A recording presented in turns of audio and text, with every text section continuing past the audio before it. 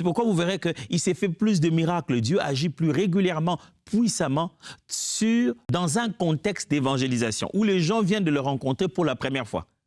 Des fois, c'est dans l'Église qu'il se trouve plus d'incrédulité, parce que les gens ont tellement d'informations, tellement de connaissances dans un contexte théologique, avec les exceptions, la règle et les erreurs et les hérésies de l'époque, qu'ils n'ont plus de base. Mais quand quelqu'un vient de rencontrer Dieu, un Dieu de qui on lui parle maintenant, il a une foi d'enfant.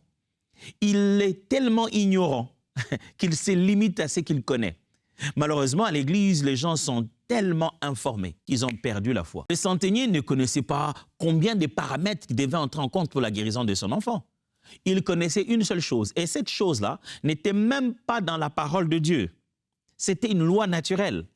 C'était même pas quelque chose qu'il a dit, Jésus, tu sais, il est écrit dans la Torah que lorsque le Messie viendra. Non, il a dit, écoute, moi je suis un soldat, je reçois des ordres et j'en donne.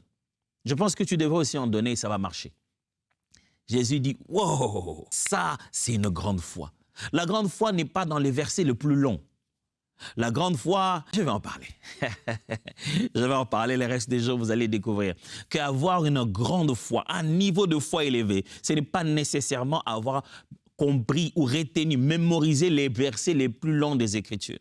Et si Jésus est étonné par cette foi, et elle n'est même pas basée sur nos connaissances surnaturelles, mais seulement sur la certitude de fonctionnement des principes éternels.